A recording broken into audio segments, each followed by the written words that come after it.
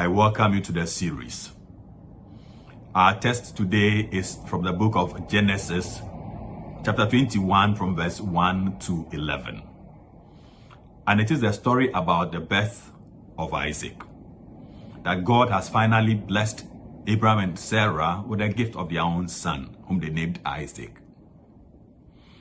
The theme for our reflection, therefore, is the birth of Isaac. The birth of Isaac reveals to us three very important points which families must consider. The first point is the time of fulfillment.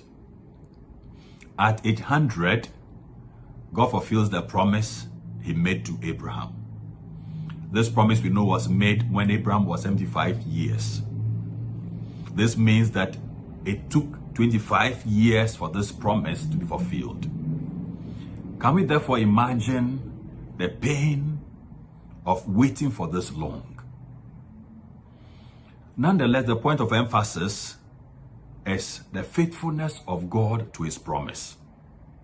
That no matter how long it takes, God will surely fulfill that which he has promised that he will do.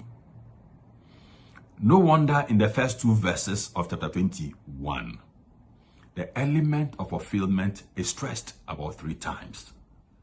And I quote, "The Lord took note of Sarah as he said he would. He did for her as he had promised."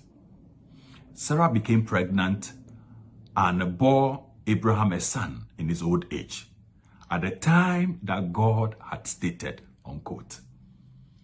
So in his own time, he fulfills the promise. In his own time, he makes all things beautiful. So God is faithful to his promises. I hope and I pray that families that are expecting this favor of a child, or any other favor for that matter, will learn to trust in the fidelity of God to his word. The second point of emphasis is the time of laughter. The name Isaac means laughter. At an age that no one expected that an old couple would have a son, God made it possible. In the verse 6, and I quote, "Sarah then said, 'God has given me cause to laugh, and all who hear of it will laugh with me,' unquote. This act of God's kindness brought laughter to a couple who had experienced pain and desperation. So for families who today are in need of laughter, for families who have longed and desired the cry of a baby, for families who have been exposed to all sorts of practices due to the yearnings of the heart for a child, the point is that God can still give them cause to laugh. I wish to also emphasize that the name Isaac explains the circumstances surrounding his birth. It is worthy of note that from the biblical tradition, the name given to a child is determined by the experience of the couple before the birth. The religious influence when it comes to the choice of name is always key. Families, therefore, must revisit this beautiful tradition where names are given to children are determined by the faith experience of the family. So the faith experience of the family must determine what kind of name to give to the child. The God factor should remain paramount in the choice of names.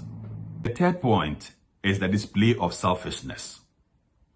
The text makes it very clear that when Sarah noticed that Ishmael was playing with Isaac, she was unhappy and wanted Abraham to send the boy and his mother away. Per the text, Abraham was greatly disturbed at this. We know that per the scriptures, Sarah was the same person who suggested that Abraham sleeps with a maidservant so that they could have a child. But now that she has been blessed with her own son, she becomes so protective of him and wants Ishmael sent away. This is very unfortunate. It is a display of selfishness at its highest level. It is interesting what we can do when in need. At the time of need, our only focus is on how to meet the need. We often forget about the complications in relation to the means employed in meeting the need. Having a child out of wedlock or the matrimonial home often comes with its own challenge. And that's why there's a need for patience, there's a need for wisdom. And the way parents handle their children, they must do the same when it comes to handling of other children. Sarah, because of inheritance, felt threatened by the presence of Ishmael. This is selfishness. This aspect of Sarah still lives on today in our families. For God's sake, Ishmael is also the son of Abraham. Yet Sarah was thinking only about her own son. How often don't we see this happen in our families today? We must therefore endeavor to eschew this vice for peace to prevail in our families. To conclude, the story about the birth of Isaac should invite us all to reflect on God's fulfillment to his promise, and then pray that that moment comes when families can have the cause to laugh. And when God graciously grants us the opportunity for laughter, may we eschew selfishness, for every human being is worth more than property. God bless you.